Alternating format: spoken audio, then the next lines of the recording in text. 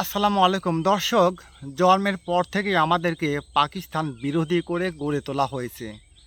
আমাদের বই পুস্তক, পাঠ্যপুস্তক, আমাদের টেলিভিশন, সংস্কৃতি এবং মুরব্বি, রাজনীতি, প্রতিটা ক্ষেত্রে আমাদেরকে এইভাবে শেখানো হয়েছে যে পাকিস্তান আমাদের শত্রু।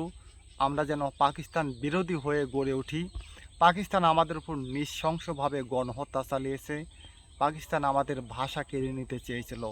পাকিস্তান মোহাম্মদ আলী জিন্নাহ, আইয়ুব খান, ইয়াহিয়া খান, এই নামগুলো শুনলেই আমাদের ঘৃণা করে।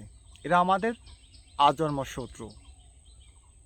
দর্শক, একবার চিন্তা করে দেখুন যে আপনি বা আমরা কোনো রাস্তা দিয়ে যাচ্ছি, আমাদেরকে কেউ ধরে জোর করে জয় শ্রীরাম বলতে বাধ্য করাচ্ছে, ব্যাপারটা কেমন হবে? আজ আমরা সেই পরিস্থিতিতে নেই। আমাদেরকে কেউ জয় শ্রীরাম বলতে বাধ্য করতে পারছে না। কেন জানেন? মোহাম্মদ আলী জিন্নাহর কারণে। জি, আমি আবারও বলছি, মোহাম্মদ আলী জিন্নাহর কারণে আজ আমরা কোরবানির ঈদ পালন করতে পারছি এবং কোরবানির ঈদকে বকরির ঈদ না বলে কোরবানির ঈদ বলতে পারছি।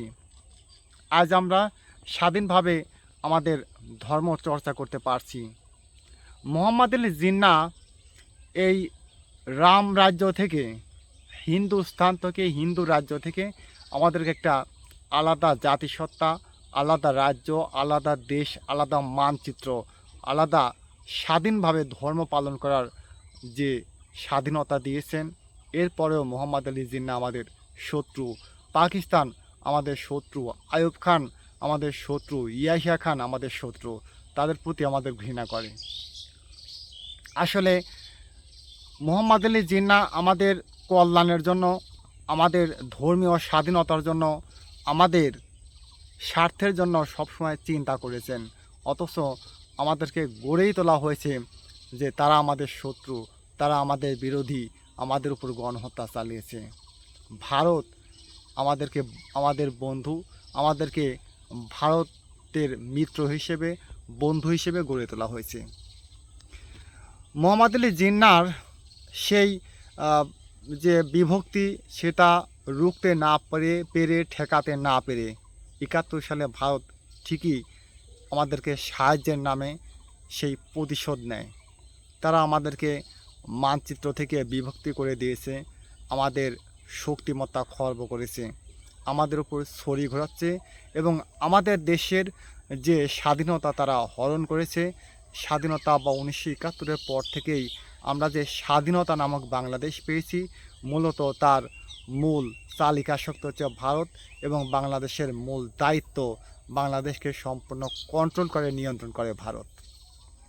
তারা সেই মোহাম্মদ আলী জিন্নাহর সেই কাজের প্রতিশোধ আমাদের উপর নিচ্ছে ১৯৭১ সাল থেকেই। দর্শক, আপনি চিন্তা করে দেখেন যে ভারত আমাদেরকে কতটা ক্ষতি করছে, আমাদের উপর কতটা নিষ্ঠুরতা, বর্বরতা চালাচ্ছে এবং পাকিস্তান আমাদের উপর কী করছে। পাকিস্তান আজও কিন্তু আমাদের প্রতি মায়াশীল এবং আজও তারা আমাদের দেশের উন্নয়ন নিয়ে ভাবে। আপনারা বলবেন পাকিস্তান আমাদের দেশের উন্নয়ন নিয়ে ভাবে? পাকিস্তান কি করতে পেরেছে? দর্শক, পাকিস্তান কিছুই করতে পারেনি। হ্যাঁ, তাদের মাথাপিছু আয় কম, তাদের জীবনযাত্রার মান ভালো নয়, তাদের অর্থনৈতিক অবস্থা ভালো নয়, কিন্তু তারা আজও বাঘের মুখে, আজও তারা বিভিন্ন ধরনের শত্রুর মুখে টিকে আছে। তাদের পারমাণবিক শক্তি আছে, তাদের সমরাস্ত্র আছে, তাদের অতি ক্ষমতাবান, তাদের চৌকস সেনাবাহিনী আছে, তাদের গোয়েন্দা আছে এবং তারা অত্যন্ত কঠোর পরিস্থিতিতে আজও বিশ্বের বুকে মাথা উঁচু করে দাঁড়িয়ে আছে, টিকে আছে। পাকিস্তান নামটি শুনলে এখনও বহু দেশ ভয়ে থরথর করে কাঁপে এবং পাকিস্তান নামটি শুনলে আজও অনেকেই কিন্তু তাকে সালাম করে। কিন্তু আমাদের কি আছে? আমরা আলাদা মানচিত্র পেয়েছি, কিন্তু আমরা কি আজও স্বাধীনতা পেয়েছি?